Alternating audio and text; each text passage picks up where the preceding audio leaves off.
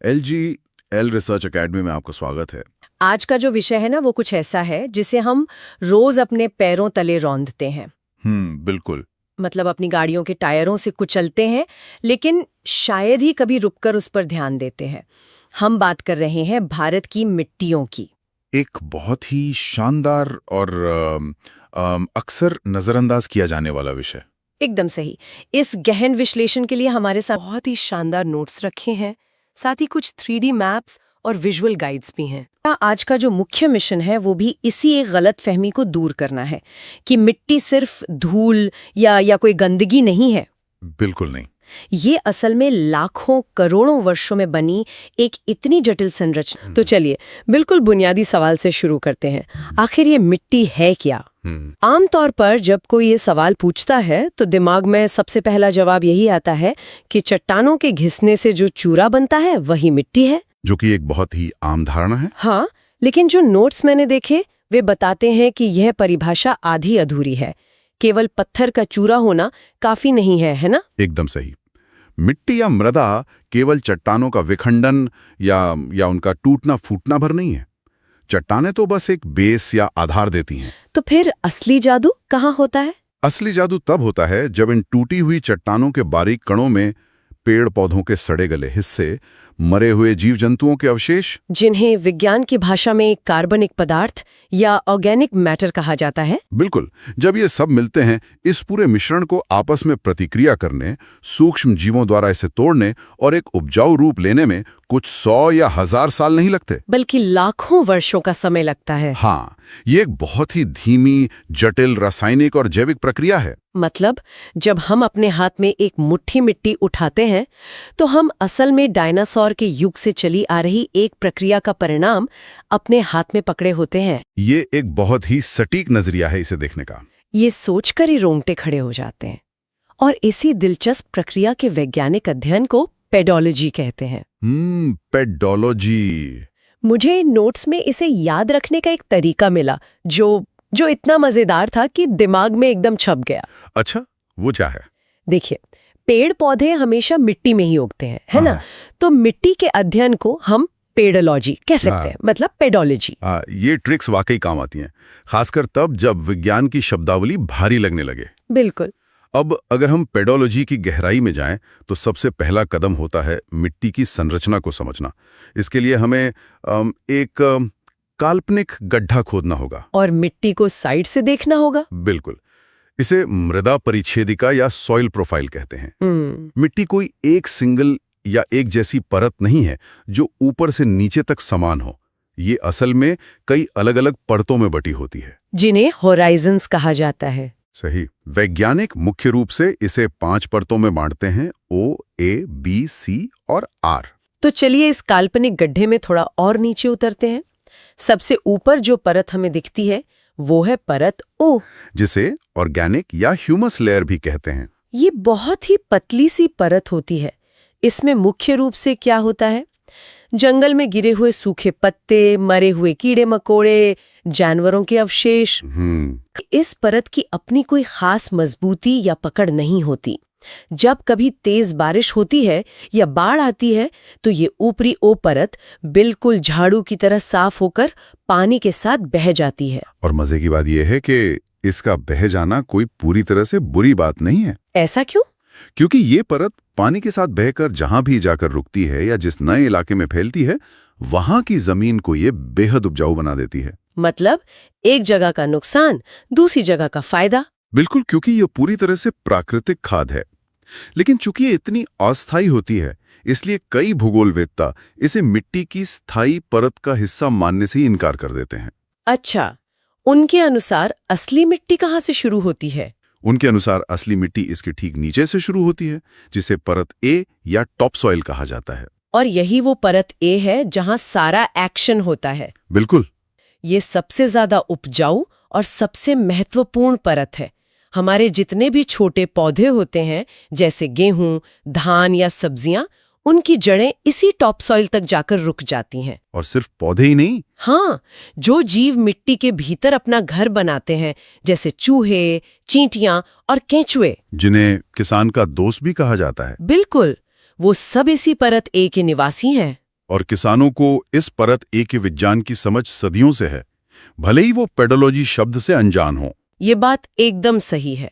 जब एक किसान खेत में बीज बोता है तो वो बस उसे जमीन पर फेंक नहीं देता।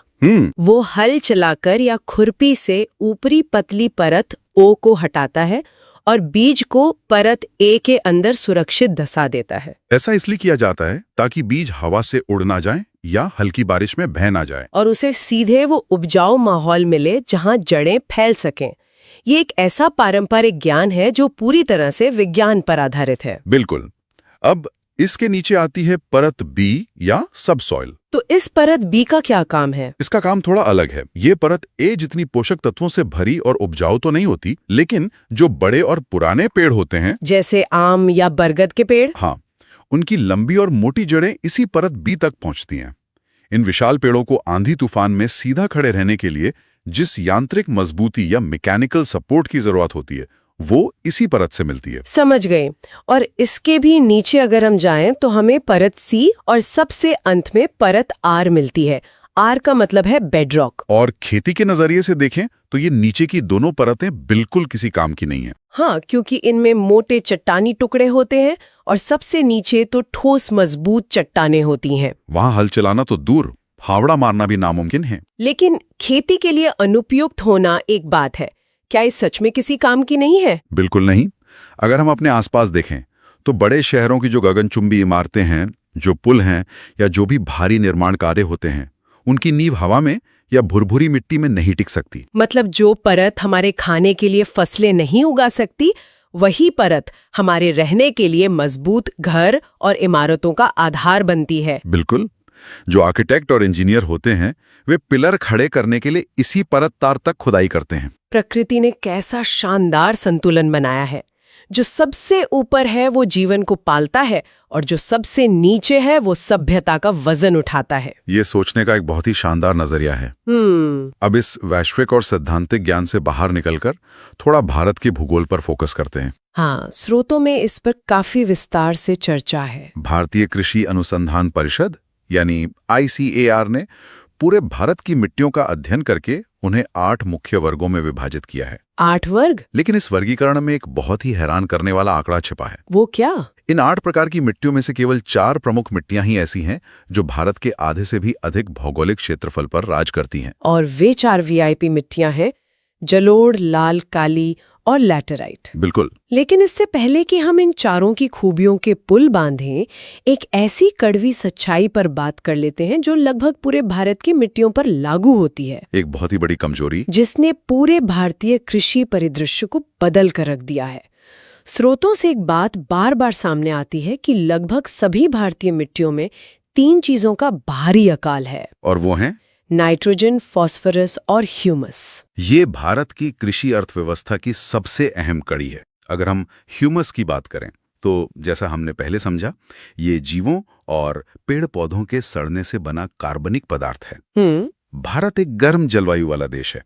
अत्यधिक गर्मी और अन्य भौगोलिक कारणों से यहाँ की प्राकृतिक मिट्टी में ह्यूमस की भारी कमी पाई जाती है। और इसके साथ ही नाइट्रोजन और फास्फोरस की कमी एक ऐसा शून्य पैदा करती है जिसे भरे बिना खेती संभव ही नहीं है। और इसी शून्य को भरने के लिए जन्म होता है एक बहुत बड़े उद्योग का, उर्वरक या फर्टिलाइजर इंडस्ट्री। बिल्कुल। ये लॉजिक मुझे बड़ा दिलचस्प लगा। चूंकि हमारी मिट्टी में नाइट्रोजन और फास्फोरस नहीं है, इसलिए हमें बाहर से रसायन डालने पड़ते हैं। एकदम सही। नाइट्रोजन की इस भयानक कमी को पूरा करने के लिए खेतों में बोरियां भर भर कर यूरिया डाला जाता है और फास्फोरस की कमी के लिए DAP का इस्तेमाल होता है। DAP यानी डाई अमोनियम फॉस्फेट। यहाँ वीडियो लेक्चर्स में एक एनालॉजी दी गई थी जो कमाल की है। इसे इंसानों के बच्चों से जोड़कर समझाया गया था। हाँ, ये तुलना विज्ञान के जटिल हिस्से को बहुत आसान बना देती है। देखिए, जब कोई पौधा एकदम छोटा होता है या जब बस बीज से अंकुर फूट रहा होता है, तब उसे सबसे ज्यादा जरूरत फास्फोरस यानी DAP की होती है। बिल्कुल वैसे ही जैसे एक छोटे बच्चे के शुरुआती विकास के लिए उसे एक खास तरह का पोषण चाहिए होता है, जैसे कोई स्पेशल सेरेलैक। फास्फोरस उस छोटे पौधे की जड़ों को मजबूत करता है। लेकिन जब वही पौधा थोड़ा बड़ा हो जाता है, जब उसे अपनी ऊंचाई बढ़ानी होती है और पत्तियां फैलानी होती हैं, तब उसे नाइट्रोजन यानी यूरिया की भारी खुराक चाहिए होती है। ये एकदम सटीक वैज्ञानिक व्याख्या है। बीजों के सुरक्षित अंकुरण और जड़ों के मजबूत नेटवर्क के लिए फास्फोरस अनिवार्य है, क्योंकि अगर जड़ें कमजोर होंगी तो पौधा टिक ही नहीं पाएगा। दूसरी ओर नाइट्रोजन पौधे के ऊपरी हिस्से की वृद्धि, उसकी हरियाली और प्रकाश संश्लेषण की प्रक्रिया को तेज करने के लिए जिम्मेदार होता है। यही कारण है कि भारतीय किसान बुआई के समय डीएपी डालते हैं और जब फसल थोड़ी बड़ी हो जाती है तो उसमें यूरिया का छिड़काव करते हैं। बिल्कुल। ये तो हो गई मिट्टी की बीमारी और उसके इलाज की बात। चलिए अब उन शीर्ष 4 मिट्टियों का गहराई से विश्लेषण करते हैं जिन्होंने भारत के नक्शे को अपने रंगों में रंगा हुआ है। सबसे पहली बात होगी जलोढ़ मिट्टी की, जिसे अंग्रेजी में एलुवियल सॉइल कहते हैं। ये मिट्टी भारत की सबसे बड़ी सुपरस्टार है। ऐसा क्यों? क्योंकि ये सबसे ज्यादा उपजाऊ है और देश के सबसे बड़े हिस्से पर इसी का कब्जा है, पूरा उत्तर भारत का मैदान और तटीय इलाके। इसके नाम जलोढ़ को अगर तोड़ें तो मतलब निकलता है जल प्लस ओढ़, यानी जिसे जल ने लाकर उड़ा दिया हो। और ये जल आता कहाँ से है? पहाड़ों से उतरने वाली नदियों से। नदियां जब पहाड़ों से तेज रफ्तार में नीचे आती हैं तो वे अपने साथ चट्टानों के छोटे टुकड़े, अवसाद, बालू और ढेर सारा जैविक कचरा बहा लाती हैं। और जब ये नदियां मैदानी इलाकों में पहुंचकर धीमी हो जाती हैं तो वे सारे उपजाऊ कचरे को एक कालीन की तरह बिछा देती हैं। इसी नई बिछी हुई परत को जलोढ़ मिट्टी कहते हैं। इसमें प्राकृतिक रूप से चूना और पोटेशियम बहुत अच्छी मात्रा में पाया जाता है। इस जलोढ़ मिट्टी के भी 2 अलग-अलग रूप हैं, खादर और बांगर। और ये इस बात पर निर्भर करता है कि बाढ़ का पानी वहां पहुंच रहा है या नहीं। सबसे पहले खादर को देखते हैं। ये वो नवीन या नई जलोढ़ मिट्टी है जो उन निचले इलाकों में मिलती है जहां नदियों की बाढ़ हर साल आती है, जैसे उत्तर बिहार का इलाका, जहां हर साल नया पानी आता है। हाँ, पानी अपने साथ मिट्टी की एक बिल्कुल नई और फ्रेश परत लेकर आता है।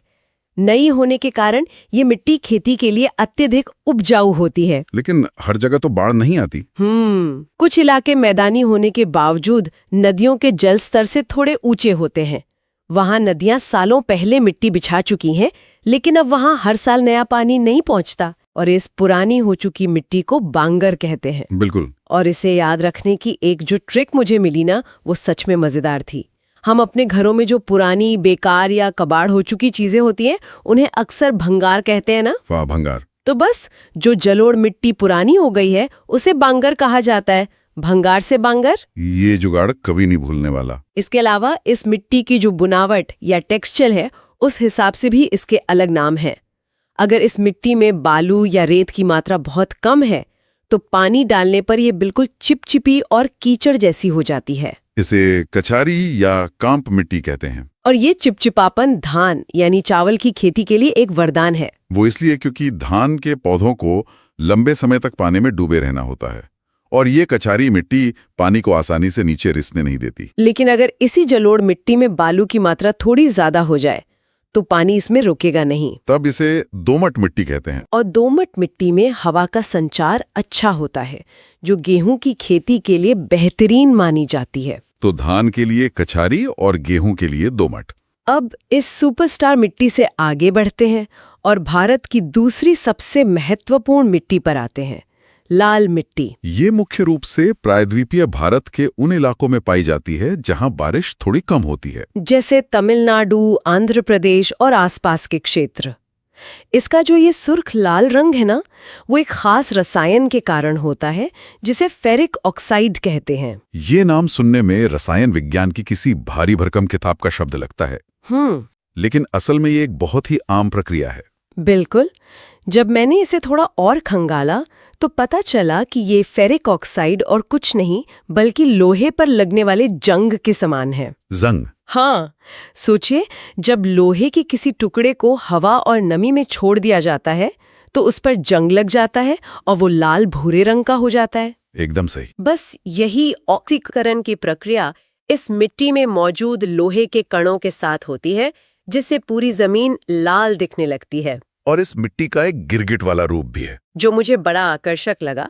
जब ये लाल मिट्टी खूब सारा पानी सोख लेती है तो अचानक से इसका रंग बदल जाता है और ये पीली दिखाई देने लगती है। तब इसे पीली मिट्टी भी कहा जाता है। यह रंग का बदलना असल में नमी के स्तर को दर्शाता है। कृषि के नजरिए से देखें तो चूंकि ये कम वर्षा वाले क्षेत्रों में पाई जाती है और जलोढ़ जितनी उपजाऊ नहीं होती, इसलिए ये उन फसलों के लिए सबसे उपयुक्त हैं जिन्हें कम पानी चाहिए, जैसे कि बाजरा, ज्वार और अन्य मोटे अनाज। ये फसलें इस लाल मिट्टी में बहुत शानदार तरीके से फलती फूलती हैं। अब चलते हैं तीसरी मिट्टी की ओर, जिसका अपना एक अलग ही स्वैग है। काली मिट्टी, जिसे रेगुर मिट्टी भी कहा जाता है। इसका इतिहास तो किसी हॉलीवुड फिल्म के सीन जैसा है। ज्वालामुखी वाला सीन। हाँ, लाखों साल पहले जब ज्वालामुखी फटे होंगे तो उनमें से उबलता हुआ लावा निकला होगा। और वो लावा जब ठंडा होके बेसॉल्ट चट्टानों में बदला और फिर समय के साथ वो चट्टानें टूटती बिखरती गईं, तब जाके इस काली मिट्टी का निर्माण हुआ। और इसके इस गहरे काले रंग के पीछे भी एक विशिष्ट खनिज का हाथ है। इसमें टिटेनीफेरस मैग्नेटाइट नामक तत्व पाया जाता है, जो इसे ये रंग देता है। इसे याद रखने का भी एक बढ़िया जुगाड़ है। मैग्नेट यानी चुंबक। हम सबने बचपन में चुंबक से खेला है और वो हमेशा काले रंग का ही होता है। तो जिस मिट्टी में मैग्नेटाइट होगा वो काली ही होगी। लेकिन रंग से ज्यादा इस मिट्टी की एक खूबी है जो इसे बाकी सबसे अलग बनाती है। इसकी पानी सोखने और उसे रोककर रखने की महाशक्ति। जब बारिश का मौसम होता है तो ये मिट्टी खूब सारा पानी पी लेती है और एकदम चिपचिपी हो जाती है। लेकिन असली जादू तब होता है जब बारिश रुकती है और कड़ी धूप पड़ती है। धूप पड़ने पर इसकी ऊपरी सतह तेजी से सूखती है और सिकुड़ती है, जिसके कारण खेतों में गहरी और चौड़ी दरारें पड़ जाती हैं। दूर से देखने पर ऐसा लगता है जैसे किसी किसान ने खेत में बहुत गहरे हल चला दिए हों। इसी वजह से इसे स्वतः जुताई वाली मिट्टी या जुते हुए खेत की मिट्टी भी कहा जाता है। यह प्रकृति का अपना हल चलाने का तरीका है। बिल्कुल।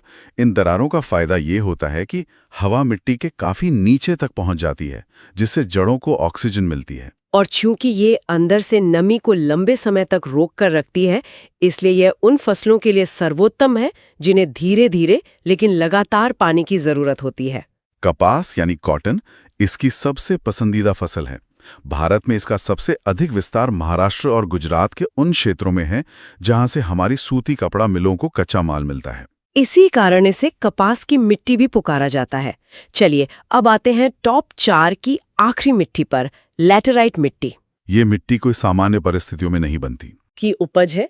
ये वहां पाई जाती है जहां 200 सेंटीमीटर से ज्यादा की भारी बारिश होती है और साथ ही चुभने वाली तेज गर्मी भी पड़ती है। अगर हम भारत के नक्शे को देखें तो पश्चिमी घाट के इलाके और मुख्य रूप से केरल इसके एकदम सटीक उदाहरण है। इस भारी बारिश और तेज गर्मी के कॉम्बिनेशन से मिट्टी में एक बहुत ही आक्रामक प्रक्रिया शुरू होती है, जिसे निक्षालन या लीचिंग कहा जाता है।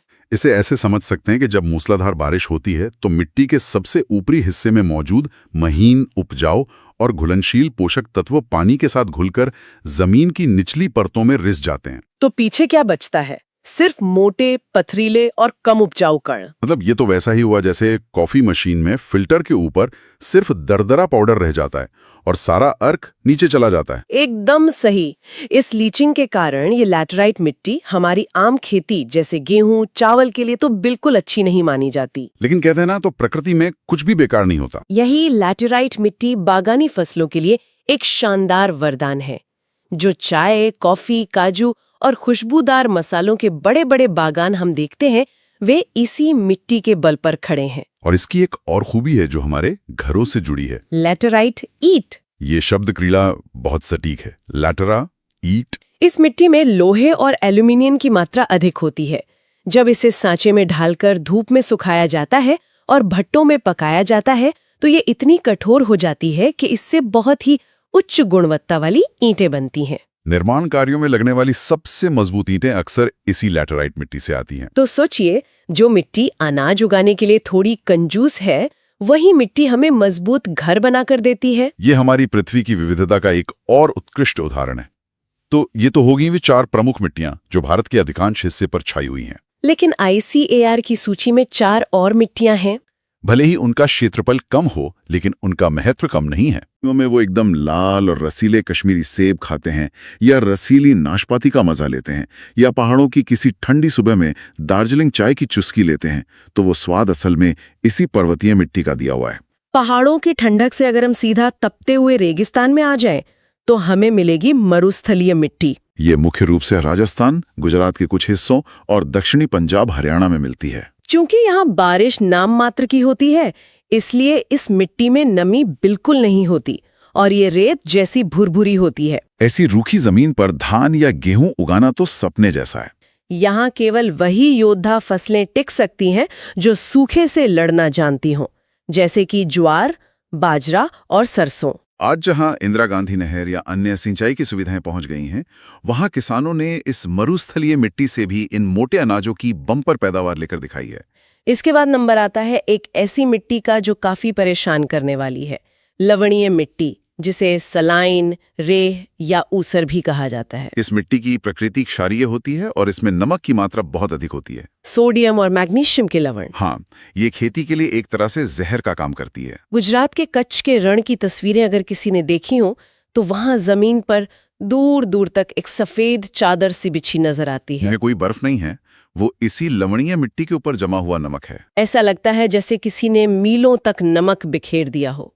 और अंत में सूची की 8वीं और आखिरी मिट्टी है दलदली मिट्टी, पीटी या माशी सॉइल। ये मिट्टी भारी बारिश और जल भराव वाले इलाकों में बनती है, जहां बहुत अधिक वनस्पतियां होती हैं, जैसे केरल के कुछ हिस्से और पश्चिम बंगाल का सुंदरबन इलाका। लगातार पानी भरा रहने से पेड़ पौधे और पत्ते उसी में गिरकर सड़ते रहते हैं, जिससे ये कीचड़ जैसी बन जाती है। और यहाँ एक बहुत ही बड़ा प्लॉट ट्विस्ट है। जी, एक ऐसा तथ्य जो अक्सर प्रतियोगी परीक्षाओं में भी पूछा जाता है। हमने शुरुआत में एक रोना रोया था कि भारत की लगभग सभी मिट्टियों में ह्यूमस की भारी कमी है, लेकिन पूरे भारत में केवल और केवल ये दलदली मिट्टी ही एक ऐसा अपवाद है जिसमें ह्यूमस कूट कूट कर भरा होता है। इसका लॉजिक भी सीधा है। ये मिट्टी बनी ही पेड़ पौधों के सड़ में से है, तो इसमें प्राकृतिक खाद या कार्बनिक पदार्थ तो सबसे ज्यादा होगा ही। बिल्कुल।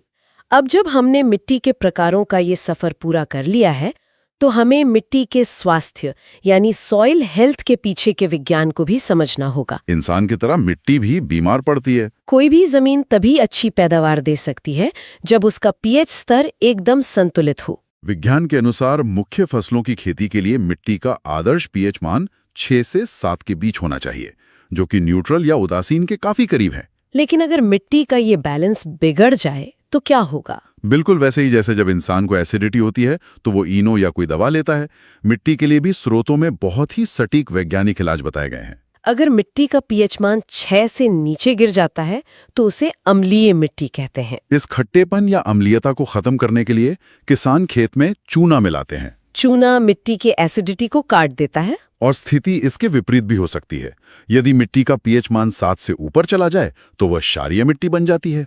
ये खारेपन की समस्या अम्लीयता से भी ज्यादा खतरनाक हो सकती है, क्योंकि ये बीजों को पनपने ही नहीं देती। इस खारेपन को बेअसर करने और मिट्टी को वापस सामान्य बनाने के लिए उसमें जिप्सम मिलाया जाता है। चूना और जिप्सम, ये दो वो साधारण दिखने वाले लेकिन जादुई रसायन है जो मिट्टी के स्वास्थ्य को ठीक कर हमारी खाद्य सुरक्षा को बचाए रखते हैं। ये पूरी चर्चा सच में आंखें खोल देने वाली है। पहाड़ों की चट्टानों के टूटने से शुरू होकर नदियों के रास्ते हमारे खेतों तक पहुंचने और अंत में हमारी थाली में आने वाले भोजन या हमारे घरों में लगने वाली ईंटों तक, मिट्टी की ये यात्रा किसी महाकाव्य से कम नहीं है। एक बहुत ही गंभीर विचार भी उभर कर सामने आता है, जिसे नजरअंदाज करना हमारी सबसे बड़ी भूल होगी। वो क्या? अगर हम पूरे परिदृश्य को एक साथ रख कर देखें तो हमने पाया कि भारत की लगभग सभी मिट्टियों में नाइट्रोजन और फास्फोरस की प्राकृतिक रूप से भारी कमी है। और आज की तारीख में हम इस कमी से कैसे निपट रहे हैं? यूरिया और डीएपी जैसे कृत्रिम फर्टिलाइजर्स के अंधाधुंध इस्तेमाल से। जरा एक पल के लिए रुककर सोचिए, लाखों करोड़ों वर्षों की प्राकृतिक पेटोलॉजी, चट्टानों के धीमे घिसाव और असंख्य सूक्ष्म जीवों की मेहनत से बनी ये अत्यंत नाजुक और जीवित संरचना है हमारे मिट्टी। क्या हम इस लाखों साल पुरानी प्राकृतिक व्यवस्था को सिर्फ रसायनों और यूरिया के बल पर और ज्यादा उत्पादन के लालच में हमेशा के लिए धकेल सकते हैं? क्या रसायनों का ये अंतहीन चक्र इस जीवित मिट्टी को अंदर ही अंदर खोखला नहीं कर रहा है? आज हमारे पास यूरिया है, लेकिन क्या भविष्य की पीढ़ियों के लिए इस मिट्टी को एक जीवित रूप में बचाए रखने के लिए कोई स्थायी और प्राकृतिक विकल्प खोजना हमारी इस सदी की सबसे बड़ी चुनौती नहीं होगी? ये एक ऐसा गहरा प्रश्न है जिसका उत्तर केवल प्रयोगशालाओं में बैठे कृषि वैज्ञानिकों को नहीं ढूंढना है। ये सवाल हर उस व्यक्ति के लिए है जो इस धरती पर उगा हुआ अन्न खाता है, क्योंकि अंततः हमारा शरीर उसी से बना है जो हमारी मिट्टी में है। क्या बात है।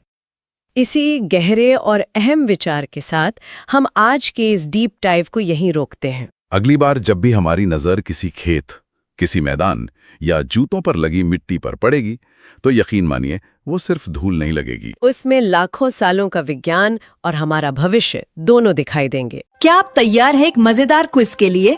तो ये रहा आपके लिए एकदम नया क्वेश्चन। भारत में सबसे अधिक क्षेत्रफल पर कौन सी मिट्टी पाई जाती है? कमेंट में अपना जवाब बताओ। कमेंट में अपना जवाब बताओ। अगर आपको ये जानकारी काम की लगी हो तो इस पॉडकास्ट को लाइक, शेयर और सब्सक्राइब करना बिल्कुल ना भूलें। शामिल होने के लिए बहुत बहुत धन्यवाद। ऐसे ही गहराई में उतरते रहिए, सीखते रहिए।